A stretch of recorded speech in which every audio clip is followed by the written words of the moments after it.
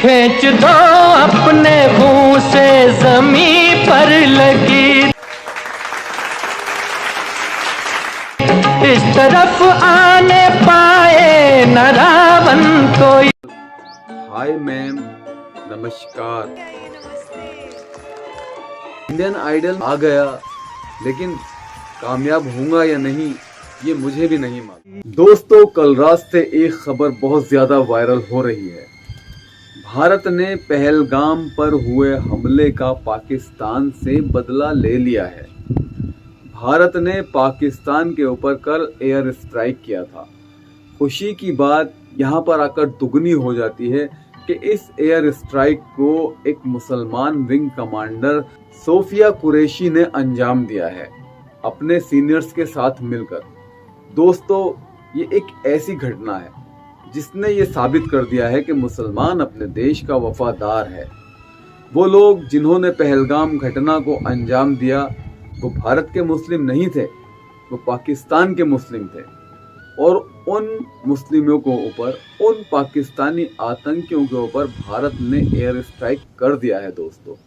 और पाकिस्तान जो कल तक बड़ी बड़ी बातें कर रहा था कि हमारे पास परमाणु है, हम परमाणु इस्तेमाल कर लेंगे, चीन हमारा दोस्त है, हम चीन के ज़रिए आपको डरा देंगे, आपको हरा देंगे, आपको धमका देंगे, उसकी सारी बातें कोरी लफाजी साबित हो रही हैं।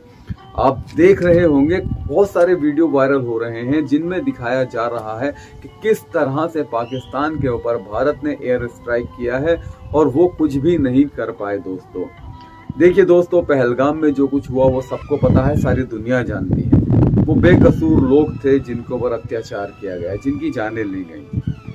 ऐसे ही मेरे दोस्तों, भारत ने इससे बदला लेने के लिए जो अनाउंसमेंट किए थे, जो हमारे प्रधानमंत्री ने कहा था कि अब मिट्टी में मिलाने का वक्त आ गया है, तो इंडिया ने एयर स्ट्राइक किया, जिसे देखकर वहाँ के लोग बिल्कुल घबरा गए हैं, डर गए हैं। लेकिन भारत ने जो एयर स्ट्राइक किया है वो वहाँ की आम जनता के ऊपर नहीं किया है, बल्कि आतंक के कुछ ठिकाने हैं वहाँ पर जिन पर उन्होंने एयर स्ट्राइक किया है।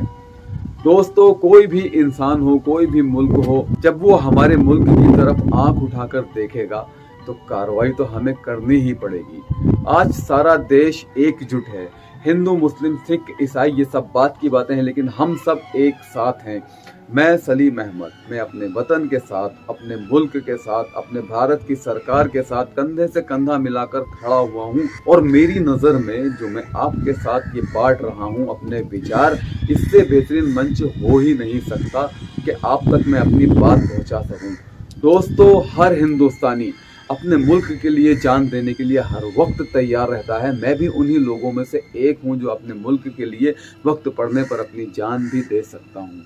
मेरे दोस्तों, पिछले दिनों जो घटनाएं घटी हैं जिनमें मुसलमानों को परेशान किया गया और सताया गया हमारे ही देश के अंदर, ये लोग वो हैं जो इंसानियत के दुश्मन। इन्हें ना गूंगा दिखा और ना बहरा दिखा और इन्होंने उसे सताया। एक फेरी वाले को, जो कि बेचारा बोल भी नहीं सकता था, उसे मारा गया, पीटा गया और कितने ही मुसलमानों से उनका नाम पूछकर उनके साथ ज्यादतियां की गई। ये गलत है, हम इसका कंडेम करते हैं और मैं भारत सरकार से आग्रह करता हूं वो इस चीज़ को बहुत जल्द संज्ञान में ले और इस पर कार्रवाई करे। जो हमारे देश का भाईचारा ख़त्म कर रहे हैं उन लोगों पर सख्त कार्रवाइयाँ होनी चाहिए और होंगी, इंशाअल्लाह ज़रूर होंगी। ना इंसाफ़ी ज़्यादा दिन नहीं चलती, इंसाफ की सरकार हमेशा चलती है और भारत सरकार के साथ हमें उम्मीद है कि हम मुसलमानों के साथ इंसाफ होगा। जो हुआ वो घटनाएं थी, उन घटनाओं की पुनरावृत्ति ना हो, इसके लिए भारत सरकार काम करे।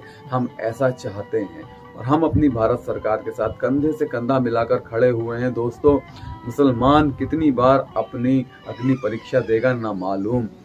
पहलगाम की घटना के बाद जिस तरह से कुछ अजीब किस्म के लोग, कुछ आवारा किस्म के लोग, कुछ देश को कमज़ोर करने वाले लोग निकलकर सामने आए और इन्होंने भारत सरकार का नाम बदनाम किया है और गरीब मुसलमानों को सताया है।